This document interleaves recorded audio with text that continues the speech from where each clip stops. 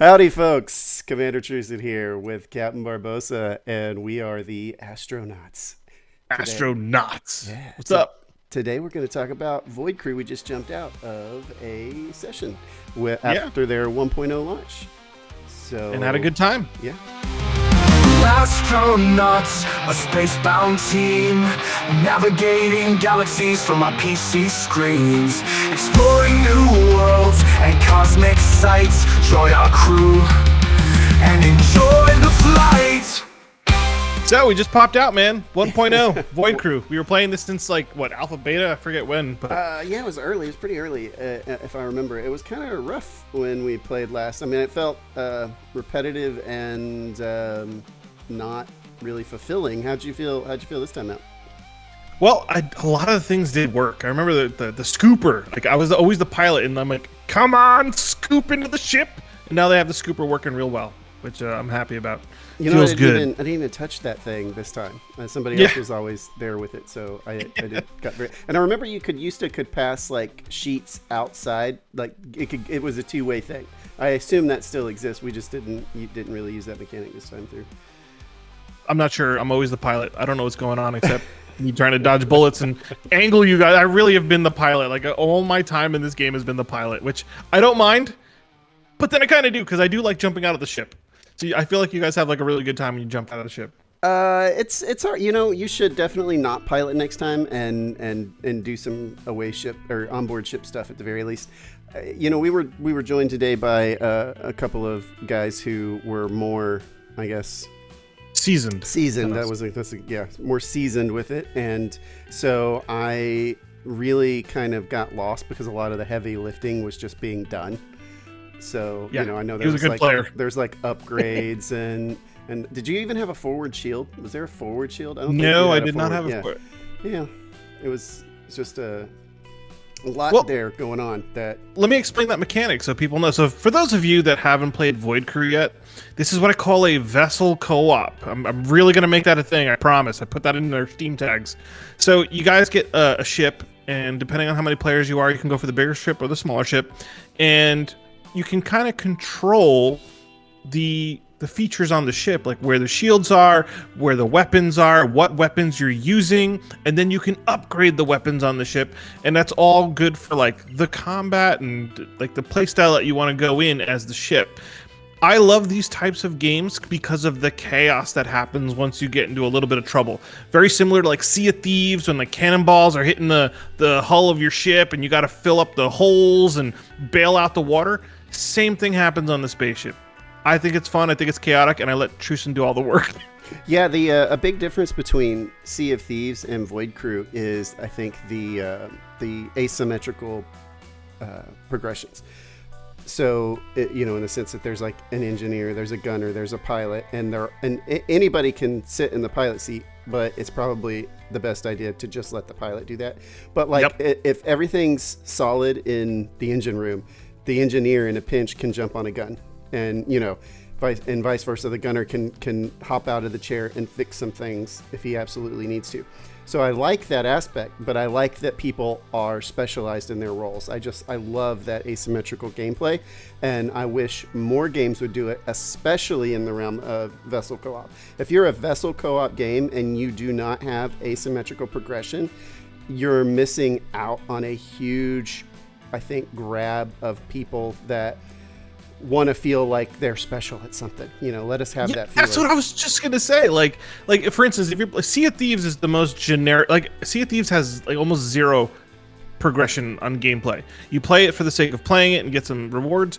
If you're steering the ship, you're just at the helm spinning that wheel. You don't spin it any faster or slower. You don't pull up the anchor any faster. You don't repair any faster or slower. I like being specialized. I like having that expectancy of this is my job, and since I do it the best, let me do my job. But if you're the gunner and you need help, or we need to, get more guns going, well, hop on a gun. You're not going to be the most efficient, but you are a supplemental role in that situation. I love that. And of course, our number one game, still my heart, Pulsar, Lost Colony. I think they did a great job there with that progression that you're talking about. Yeah, when you do a progression like that in an RPG format, I think that's what makes it the best, because it's you get kind of the best of a couple of different worlds there in a multiplayer setting. Well, you know what was interesting about this though, because like at the beginning of the game, you can set your tech tree. And I almost feel like they have an endless mode now. They didn't have the endless mode when we were playing. So it's like if you level up and you want to kind of like add some more razzle dazzle to your kit, you got to wait till you get back out and then go back in. Yeah, almost like you wish you could put some points in as you're going. Yeah, something like tweak the game, because like you can tweak the ship, and that's awesome. Like you're making the guns better, you're making the shields better, but can you make yourself better? And sometimes that's the main point. Right. You want to make yourself better. I'm wondering if that endless mode, if there wasn't, if it would be better if there was a progression mode where you started at 0 points and you gain points to put into the trees, or would you rather? Because the way they did it, I think when we started playing, we had 0 points, and then we would slowly get better and better and better, and now we've capped our points. And that's just that. But now that they have this endless mode, would it be better to start every mission at 0 and you kind of put points into what you need as a crew member on that particular ship in that round? I've got an even better idea. Why don't you start with your points and you can earn points during the endless mode? So I had 17 points. And then as we go, just goes up. I know. Dude, I didn't play as much as you. I didn't play as much as you. But so I had 17, and it's like maybe I could start from there. I don't know, but that would be cool. Like you know what I love about these games too, and Void Crew does it really well, is there's a downtime in between your missions, like when we're in warp, right? And so it's like, all right, we got to fix the ship, we got to get this going, we got to do some upgrades. I love that downtime because it's you're still playing the game, but you're not frantic and chaotic, and it's like a planning phase. Yeah, you get a little breather in between the chaos. Yes, and I do like that, because then like everybody takes a deep breath and it's like, okay, what are you gonna do? What are you gonna do? All right, I'm going out. I'm gonna go fix the hull. Okay, I'm gonna go get rid of all the trim on the ship. Well, being in engineering, like I never know anything that's going on. I don't see anything but nozzles and steam. Like there's no windows back there. They never put windows in engineering. They never have a window. So I'll make an engineering window for you if I ever get the day. I never know what's going on outside the ship. I just know when things need to be fixed. It's like an advanced game of whack-a-mole. Like here's a problem that you have to deal with, but you got to deal with it a certain way. There was a time, I'm sure you weren't even aware of this, where the ship was in a terrible state. I think we were down to like 2% hull. Yeah. But when it's in that state, you can't walk around the ship because there's electrical cables hanging and you'll get shocked and it'll kill you. As an engineer, I had perks that made it so it didn't hurt me as much because they want me running around fixing that stuff. But I was like, holy crap, the whole ship is torn apart. Like I'm running around fixing everything. Like, Scotty, fix it, fix it. Oh, dude, man. if I would have stepped off my chair, I would have died. Yeah, probably. You'd been like, wait, what happened? I have no resistance. I am the helmsman. I'm doing my job. Leave me alone. Oh man, I do love in this game. In this game, Void Crew, is they have the scavenger role, and that to me, and normally I always like the engineering role, but the scavenger role to me is kind of like a backup engineer, because you only need them when there's like external missions, which there are a lot of in this game, but they don't happen all the time. So it's like this during that, what does a scavenger do? And I've often found the scavenger is an expert at EVA, so it makes a lot more sense for the scavenger to go out and fix the hull, because here's something I think the scavenger can even do, is he can keep up with the ship while you're moving. Yeah. Which I know other regular engineers struggle with, right? Yeah. By the way, I love seeing you do that, man. And sometimes I mess with you, like I nudge the ship. Yeah, I know. While you're out there, like, you sorry, did it this time. Yeah. Oh, hey, whoops. Sorry about that. You hit my windshield. Thunk. Hey, do you know? I was ready for it. Like it hit my booster and just bounced right back. Dude, I always have a good time playing these space games with you. Oh yeah. Any other takeaways, man? Well, so graphically, it is very aesthetically pleasing. Yes, they really optimized and smoothed it out. I mean, clap it out, Hutley. You guys really optimized this game. Yeah, it did run. It did run pretty smooth. I was pleased with that. I still don't know, like, if there's something about the lore, I guess, or the universe that I'm inhabiting that I'm struggling to bond with. Oh yeah, I wanted to talk to you about that because it's like, I get it. It's almost like a spiritual comedy. Like it's like a future ancient mythical something. I haven't dove into the lore too much yet, but you're like these like human forms, and it's like they always keep saying like metem preserve you, which is like this very spiritual thing to say, but it's funny. So it's got this like, I've never seen that done like this, like spiritual comedic stuff. I mean, that's what I'm getting from it. I didn't chuckle. Well, I mean, I like, see, like, it is having a little bit of identity crisis because, like, in the trailers and stuff, it's almost like you just hit the nail on the head there. I think the reason I don't bond with it is because I don't know what it's trying to be. I don't think it knows what it's trying to be. Oh. Yeah, I see what you're saying. Cause like, you know, imagine if it was just like cartoony. Like there's like that little game that we play, like this means warp, and that's cartoony bobblehead type characters, and you have to like shoot the other ship.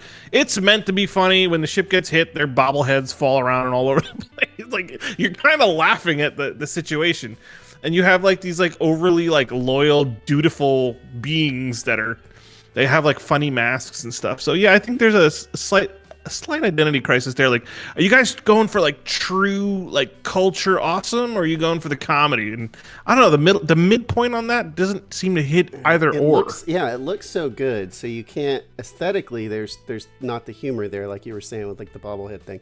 Yeah. So lore wise, if there's humor there, I'm missing it.